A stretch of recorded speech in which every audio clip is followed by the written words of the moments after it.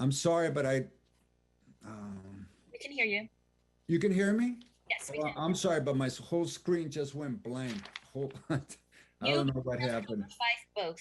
Okay, anyway, Syed, thank you. Thank you for the opportunity. The item that you have before you, I'm sure that we received many phone calls, many emails, had many meetings regarding this item to bring forth to the council for July 5th. I'm in complete support, not only providing, giving the voter the opportunity to have a say and the major investment, but at the same time, I think what we also need to have come forward to the council and to the public is an independent financial economic analysis in terms of Howard Terminal. But for the record, I do want to say that I am an Oakland A's fan. So I believe the Oakland A's need to stay in Oakland. Certainly, the Coliseum property should be the first site. And so with that, I ask for your support to have this item move forward to the non-consent calendar of July 5th and allow the voters, the taxpayers, the residents to have a voice in this major undertaking of an investment. And knowing the history of the Coliseum with the Warriors and the Raiders and so forth, I think this is a great opportunity to engage the public, to engage our voters and residents as we did with the police commission efforts. Thank you, and I look forward to getting this to the July 5th non-consent title. Thank you. Thank you so much, Councilmember Gallo. Go ahead and mute you. Okay, City Attorney Dibley, I see your hand is raised. Welcome.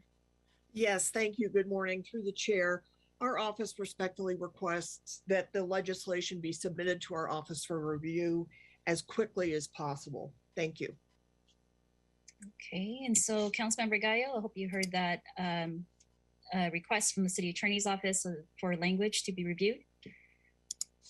All right, Councilmember Kalb, you are in the queue.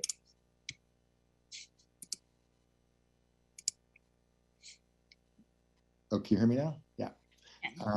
Thank you, Madam Chair. I appreciate Councilmember Gallo's bringing this forward. I know the many advocates and others wanting this to happen as part of their strategy. I totally understand that. Here's my feeling. I'm not ready to schedule this yet to the ballot, but it doesn't mean I won't be willing to do that down the road. And the key for me is, as we all know, and I'm not going to get into too much detail, but this is an important factor here for scheduling. The key is there's negotiations underway. We all know that, and we don't have the final package in front of us. I need to see that if that final package doesn't have firm, ironclad, legally binding backstops, financial backstops, meaning if the EIFD falls short in the future, if we can't get the grants, for whatever the reasons, if the infrastructure, this or that infrastructure costs that we're saying we're going to pay for with new grants or the EIFD and if we don't have backstops to make sure that if that falls short, our city existing funding sources that already exist are protected, and the A's would have to make up the difference and be the backstop. If that isn't in the package, then I'm absolutely going to support a vote of the people on whatever comes before us. And I want the A's and everybody else to hear that now publicly, as I said privately. The negotiations are still happening. I'm getting into too much substantive detail here, but I'm not ready to put it on the ballot yet. But I might be in the future if it's not a good deal, in my opinion, in terms of financial security, financial backstop. And we don't yet know what's going to happen in that regard. So I want to wait till that comes to us. And if that means there has to be a special election, in early next year to deal with it, if the package that comes to us is bad or mediocre or not financially secure, then we'll do that. So negotiators, hear my words. A's, hear my words. You better provide that financial backstop ironclad, or it's going to go to the voters. Thank you, Madam Chair. But, Councilmember Kalb, I don't know if you can hear me, but this is not about feelings. It's a business transaction, and we need to recognize why you and I are sitting here in our office, and that is to represent the public, to represent the residents. And I think there's been a clear demand, as I did with the Police Commission initiative that I supported from the very beginning, at that point to get on the ballot.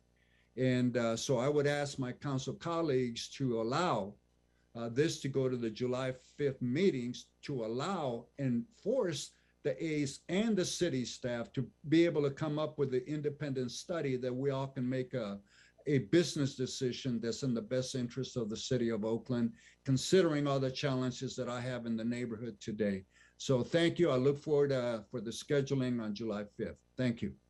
Thank you, Councilmember Gallo. And Councilmember Fife, you're next in the queue. Oh gosh, I'm trying to figure out how to say this without getting into the substance. I want to say I appreciate Councilmember Gallo for having the courage to bring this forward. I would once again appreciate from Gallo as well as the A's a conversation before things come to committee with the council member of the district. I have yet to hear from the A's, so I don't agree that negotiations are happening, because they're not happening with the duly elected representative of District 3. That said, I look forward to partnering and having conversations, real conversations, about how to respect the voices of the voters in the future. But once again, I am feeling very frustrated about being left out of this process. So moving forward, I would just ask for the courtesy and respect of that acknowledgement. Thank you. Thank you for that, Councilmember Fife. Council President Bass, do you want to weigh in on this item? It sounds to me like Councilmember Kalb says this is premature and would not like to see it scheduled. And so wanted to hear your— At least not yet. At least not yet, yes. Through the chair to Councilmember Kalb, as we all know, we have a finite time to schedule ballot measures.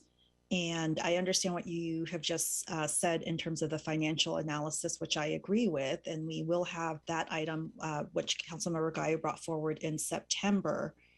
So are you suggesting keeping this in rules or what? I'm sorry, I'm not following the specific requests you have. Thank you, Madam Chair. Through the chair, I'm suggesting that because of the time frame of the negotiations, and that they're not done, and the likelihood that whatever development agreement or package of things is going to come forward to us is going to be in the fall, or after the summer break. I'm guessing, who knows, but I'm guessing, I'm not sure. That I want to see what that looks like before we send something to the ballot, and that means that if something does go to the ballot, it's going to be a special election in early 23, which it's not ideal to have a special election, but I better have that than nothing at all if it's called for. And I don't feel I have the thing in front of me yet to know whether I feel, oh, there aren't financial backstops here, we got to go to the voters, or this is an ironclad thing with financial backstops, so we, the council and representatives, should make our decisions ourselves. And I don't know which way I'm going to go yet until I see that package. And if it means a special election early next year, I'm okay with that. Okay, that was a lot into the substance. So let's, wait. Go ahead, Council President. Let's try to keep it narrow to schedule. Sure. I understand. So my feeling is that we're only scheduling here. We don't have the ballot question. We don't have the information. I understand very clearly what Councilmember Gallo's request is here. And as we all know, we are getting hundreds of emails. We are getting reams of letters as well. And so I'm trying to understand how we can be both responsive to Oakland's voters and residents without knowing specifically what is going to come before us. And so while I have a lot of reservations about what the ballot question may or may not be, whether or not this is the right timing, I do think it's important to have a public conversation so that we hear out the hundreds of people that are emailing us. And I'm not making any judgment about whether what position I'll take, because I don't know the substance of this, but I think there is something important regarding allowing the voters and those who are contacting us to have that discussion. So I know that was a little long-winded, But the request from Councilmember Gallo is to schedule this to the 5th, where we are going to have ballot measures. I'm open to that, and I do want to hear where my colleagues are. It sounds like Councilmember Kalb is not there, and Councilmember Fife and Councilmember Thao, I would like to hear where you are. Yeah, you know, I without going into the substance, and I think that I am going to be, I'm okay with scheduling this so that we can get into the substance, but I have very similar concerns as Councilmember Kalb in regards to we need a proposal. And so just for folks to understand a little bit better, the proposal isn't coming until September. And so I've not seen the language, I've not seen the ballot language, but you know, I don't want to get into the weeds of stuff. Let's just, you know, this is only for scheduling. And so I'll be amenable to schedule it to July 5th. City council meeting for it to be heard and discuss, and we can say all of this, how we feel and what we feel is missing or what have you at that time. Just because I know that there's a huge concern within in regards to many of the stakeholders, including what I'm hearing, which is disturbing, is that nobody's talked to the council member of the district. And so, you know, I hope somebody would talk to her. All right, so with that being said, any last comments, Council President Bess? I do think it's important to call a special meeting following the meeting on July 5th. So we have another opportunity, which will likely be needed for ballot measures. And so